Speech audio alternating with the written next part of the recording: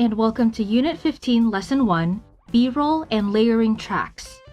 My name is Dina, and here I will be teaching you about how to add and stack multiple clips on top of each other to help your storytelling and visual effects. Now that you have your main video drafted out in your rough cut, let's look at all the ways we can enhance your video to make it even more exciting. So, without further ado, let's jump right in. First of all, what is B-roll? Let's go back to traditional film reels. To use our own marketing lab promotional video as an example, our main storyline is of a student touring the lab. So, we filmed footage of students entering the lab, trying out the equipment, and getting to know the environment there. That is our main storyline, and if we had shot on actual physical film, it would be our A roll of film, because it is the first and most important footage. However, that main storyline is not enough. When our main character sees the lab, she notices all the equipment in the studio, like the 5 different cameras, or all the lights in the ceiling.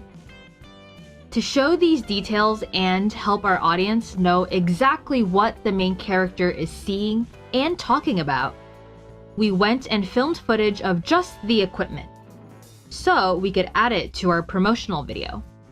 This is our secondary roll, or B-roll. B-roll goes on top and in between our A roll to help demonstrate our main points clearly and more interestingly. Alright, now that we know what B-roll is, let's get into how to add it to our timeline.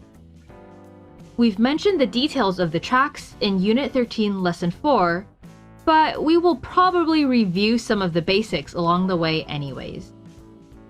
So, let's go to our rough cut. Right now, there should only be 2 tracks, one video track and one audio track.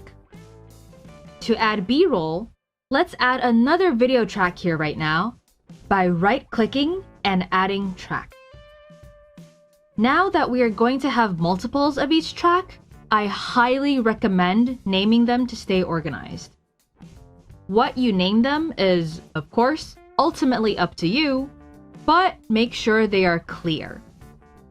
So now, why don't we rename our original main track Main? And then the second new track we just made, let's name it B-roll. Next, let's add our B-roll clips to that track. If you haven't imported any B-roll yet, make sure you do that. Again, to stay organized, I recommend making a custom bin for your B-roll. So, navigate to your B-roll bin in Project Media and drag your B-roll onto the new track we made. Professional B-roll you download from a website probably doesn't have any sound, but if your B-roll has audio, you may notice an issue here. Let's look at that first. See this clip we just added? Since it has sound, it automatically created an audio track right underneath to fit it in. There are a couple different options here, depending on whether or not you want this audio. First, let's assume you don't need the audio from the B-roll, since B-roll usually is used to supplement the main video. You may have noticed that your video and audio always move together. To delete the audio, you can ungroup the two so they can be moved separately. Right-click on the clip to see the options and go down to Group and then Remove From. The keyboard shortcut for this action is U. While we're here, I might as well mention that to create a new group for multiple selected clips is also here. And the shortcut to group them is G. Anyways, so here you can ungroup the audio and video, and then just select the audio and delete it by right-clicking and selecting Delete, or just pressing the Delete key on your keyboard. This deletes the audio, but the newly created track is still there. If you have lots of B-roll that you filmed yourself, and they all have sound that you don't need, I recommend leaving that track there and naming it something like B-roll audio or delete, so you know what to do with it. You can rearrange the tracks and adjust the track height. So just move it somewhere out of the way and make it the thinnest it can be so it doesn't bother you during editing.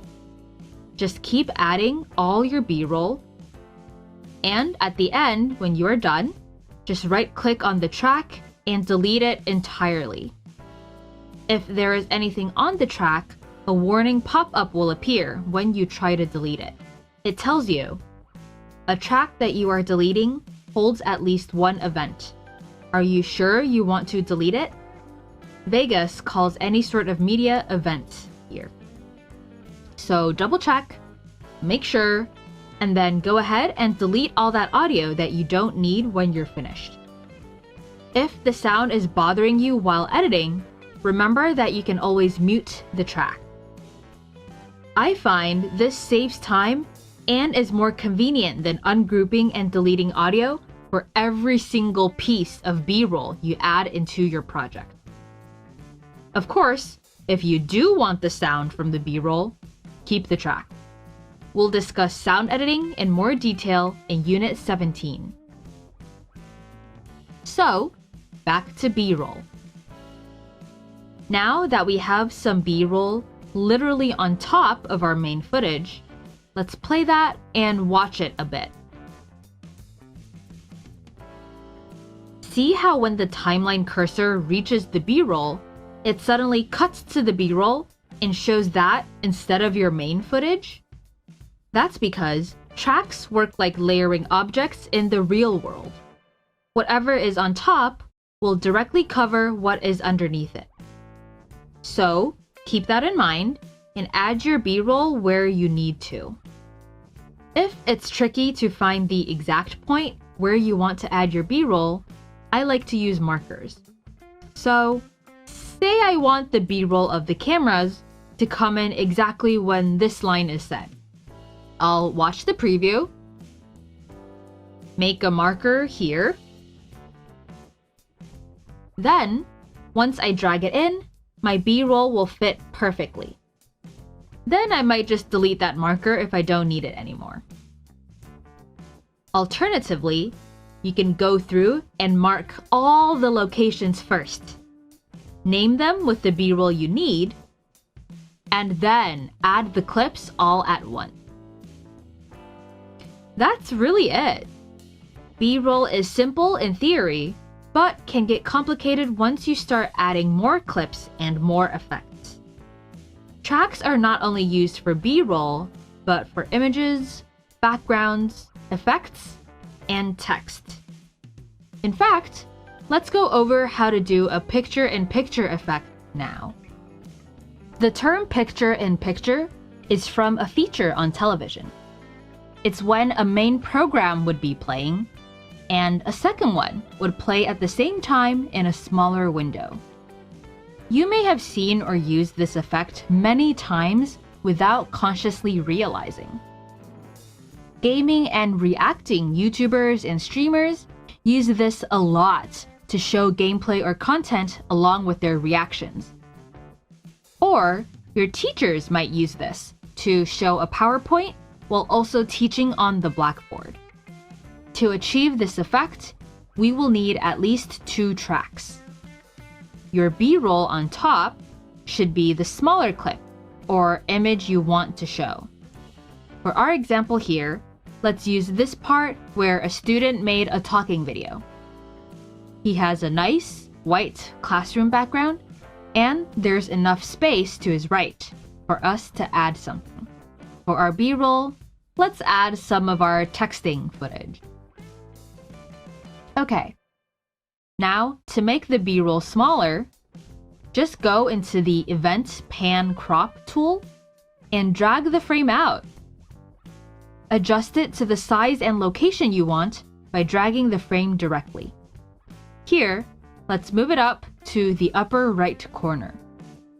And that's one of the most common ways this is used.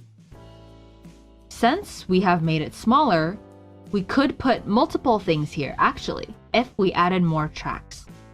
Here, I can add a second shot of our title screen underneath the texting. Just add a third video track. Do the same thing we did earlier. You'll see it cover everything up at first, right? Then, as we go into the Pan Crop tool and adjust to the sizing and position, it all becomes visible again. The blank space in the frame means that there is nothing there, so stuff underneath can be seen. It works because even though the tracks are covering each other, the images don't have to be. Alright, that was an overview of how to add B-roll and how to use the different layers. Adding B-roll footage on multiple tracks is pretty straightforward, but we will continue to use these layered tracks in more ways as we move on to generated media, titles, and text. I'll see you in the next lesson. Bye!